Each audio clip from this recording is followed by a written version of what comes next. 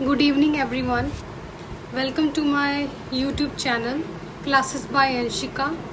So, today I'm coming with a new video on the topic The Lake Isle of Innisfree, which is a poem written by W.B. Yeats. So, let's start with the poem. The Lake Isle of Innisfree. About the poem, so it's written by W.B. Yeats and it is published in 1819. It is a lyrical poem. And so the literary movements are romanticism and symbolism. So setting is Innisfree, a small island in Ireland. So this is the poem. First stanza, second stanza, third stanza. It is written in 3 stanzas.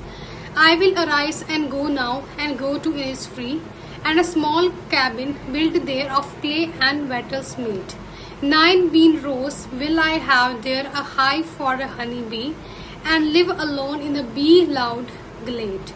And I shall have some peace there, for peace come dropping slow, dropping from the wheels of the morning to where the cricket song.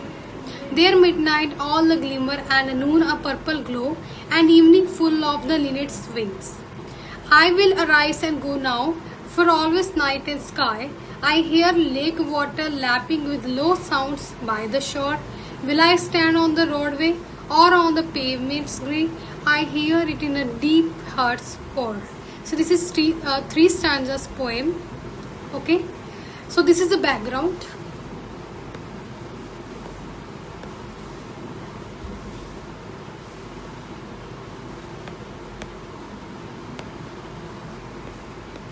Background.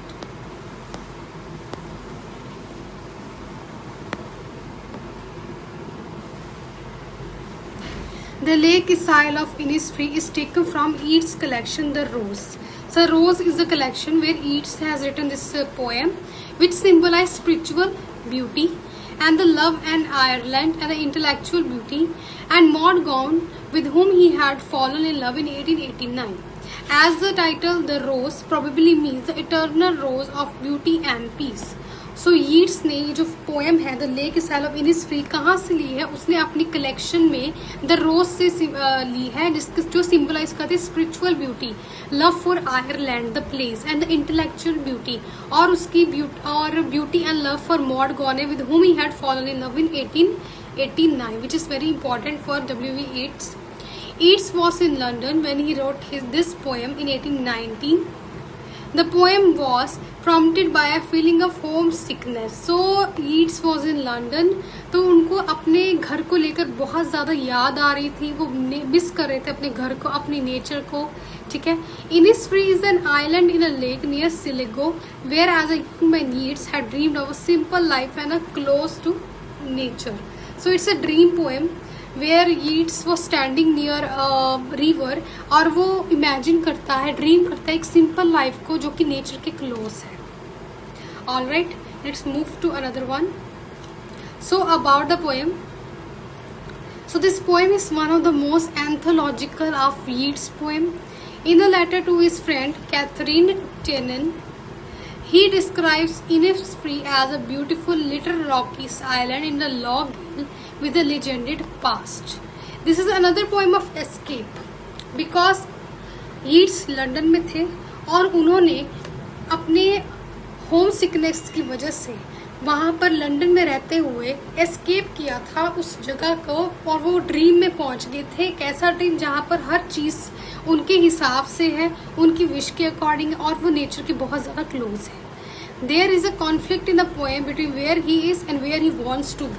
Conflict तब वो London में थे और वो कहाँ पहुँच गए थे अपने ड्रीम में. The sheer beauty of the language, the bee-loud glade, and the evening full of the linnet's wings conveys the intensity of a desire to get away from the pavements grey of the city of the London. So the poet wants to lie near the nature and want to experience the peace of solitude. उनको क्या चाहिए था? Solitude का मतलब होता है अकेलेपन का पीस चाहिए था, नेचर के साथ जुड़ना चाहते थे यीट्स, वो इस पोएम में दर्शा रहे हैं. So the poem consists of 3 stanzas and each stanza consists of 4 lines. ठीक है. There are several themes in the poem. So first theme is the poet discontent, a wish which leads him to imagine this perfect place. A longing to go back to nature, live a self-sufficient life, the search for peace, wisdom and truth, the inner drive for freedom and harmony, to be part and parcel of nature, to appreciate nature's wonders, to escape the hustle and bustle of the city life. City life कौन सी बात कर रहे हैं? London की. He wants to go to the nature, जहाँ पर peace हो. To be forward looking or having a vision in life. These are the important themes. Remember this in this poem. So the tone of the poem is peaceful, it is thoughtful, it is expectant, it is harmonious. It refers to feelings, attitudes, perceptions, experiences and inner drive for persona. The poet longs for a peace and beauty of Innisfree, the place. So this is the explanation of the 3 stanzas. So this is the first stanza. Explanation. So in the first stanza, the poet expresses a strong desire to leave the busy city. Busy city कौन सा था? London. And go to Innisfree, a peaceful island. He dreams of building a small cabin made of clay and sticks. He plans to grow 9 rows of bees and keep a beehive for honey. He wants to live along the middle of the nature, surrounded by buzzing sound of bees. And this shows that a poet prefers to simple, peaceful and self-sufficient line close to nature. So पहले ही stanza में poet clear कर देता था कि वो London जैसे busy city से दूर जाकर इनिसफ्री में सेटल होना चाहता है, जो कि अपने ड्रीम में वो सोचता है. वहाँ पर बीज की बजलिंग साउंड, वहाँ पर बी हाइव फॉर हनी, वहाँ पर 9 रोज ऑफ बीज हैं, वहाँ पर क्ले है, स्टिक्स है, स्मॉल कैबिन है और सेल्फ सफिशिएंट पीसफुल लाइफ चाहता है, जो कि है close to nature. So main idea क्या है? The poet dreams of escaping city life of London and living peacefully in nature in Innisfree. Okay, so understand, this is the first stanza explanation, whole 4 lines. Now move to next stanza. This is the second stanza.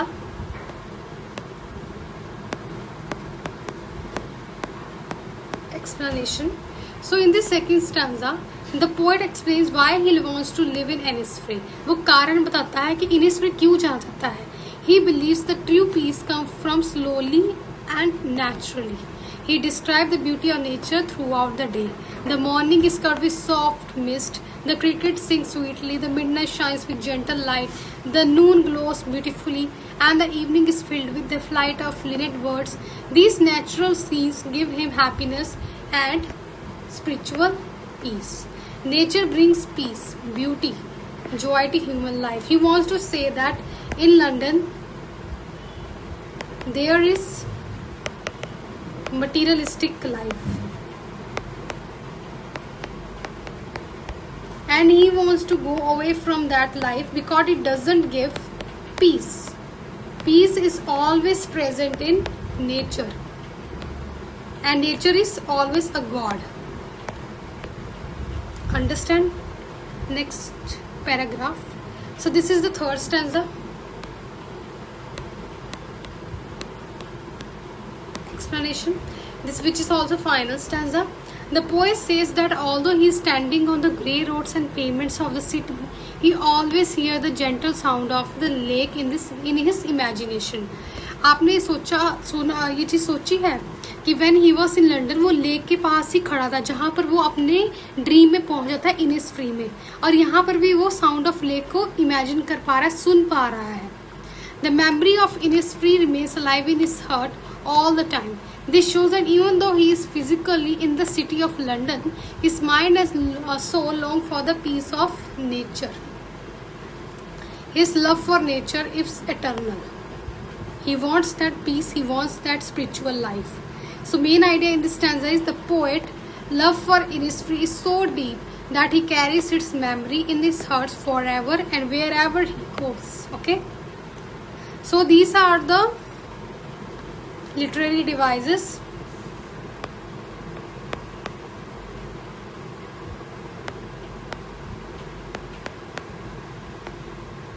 Which is important also. First is repetition. Repeating the same word or phrase for emphasis.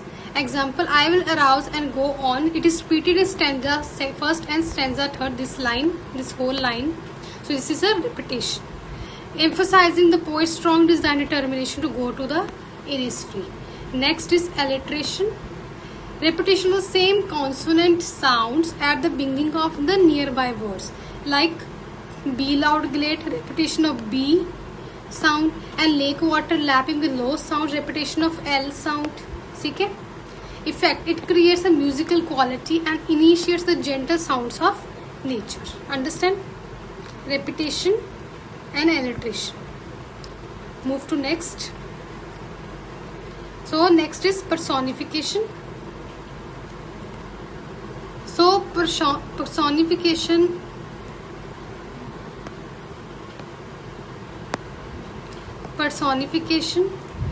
giving human qualities to the non-human things. Example, the piece comes dropping slow. Piece is described as if it can drop like a living being. So we have metaphor and indirect comparison without using like or as. Like a piece comes dropping slow. Piece is compared to gentle drops falling from the sky, suggesting the piece arrives gradually. Understand? Next is imaginary. Imagery is the language that appeals to the senses. Visual imagery, midnight all the glimmer, noon a purple glow. Auditory imagery, P loud glade, cricket sings, lake water lapping. Helps reader imagine the sights and sounds of Innisfree. Understand? Remember that all which I am giving you, all these notes are very important. It is very useful for making your notes. You can use this to make your notes. Understand? And also it is very important you to understand the meaning of each and every line, themes of this poem, which will help you a lot, help you really a lot. So we have symbolism next. An object or a place represent a deeper meaning. For example, Innisfree, जो इस poem में use हो रहा है, it represents peace, simplicity and an ideal life. Lake water, calmness, inner life. Cabin, simple living. Beehive, self-reliance and harmony with nature. Okay, symbolism. So these are the important lines which will help you to understand this poem more. Poet uses a language to make the presentation of the poem interesting. This poem uses the words, phrases and sayings that are commonly used. This poem is written in the 3 stanzas, written in hexameter with its 6 stretches in each line in a loosely iambic pattern. Each of these 3 stanzas has the same AB rhyme, which is a rhyming scheme. The style used in poem creates a feeling of harmony, which is a peace. The poem is written in the first person narrative, which is Yeats himself. It can be seen from the use of the first person like I. It is in the form of monologue where the poet is talking to himself. The poet wants to be far away from the hustle bustle of city life. He emphasizes I will, also he says I shall. We can clearly feel the strongness feeling of the persona. This poem is very sweet, almost an autobiographical poem. The romantic strain of the poem is obvious here. Therefore, it may be called an escape poem. We also feel it to be a universal poem. We shall all share the poet's emotion, like releasing himself from the hard facts of the world and the whole chaos. Thus, this poem is a masterpiece, and its subject matter has an immense appeal to escape element in most of us. Okay, thank you so much.